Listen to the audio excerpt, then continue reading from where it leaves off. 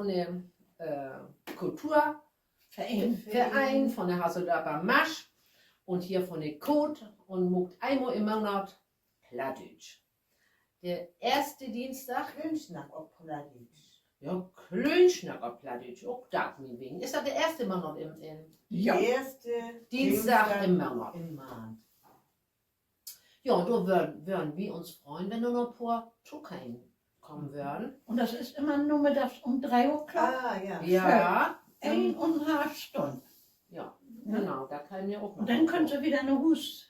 Und dann ist das auch noch hell. Ja, dann ist er auch noch hell. Und dann ist immer ganz nett, wie zusammenkommen, Jo. finde ich, ne? Ja, wir schnacken dann. Und Jo. die noch nicht Plattdeutsch kann, die Ja. können das ja lernen von uns. Jo. Und wir schnacken dann zusammen. Mhm. Und wenn einer ein Wort nicht kann, dann ist er gut. Ja. So ist Ja, dann lernt sie das.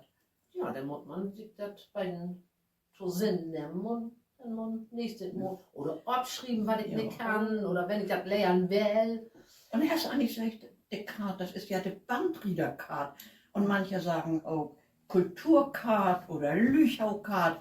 Also Das ist alles das ein und dasselbe. ist dasselbe. Und direkt am Diek von der Elf hier, so wunderschön. Und wir haben ja auch so einen schönen Burengarten.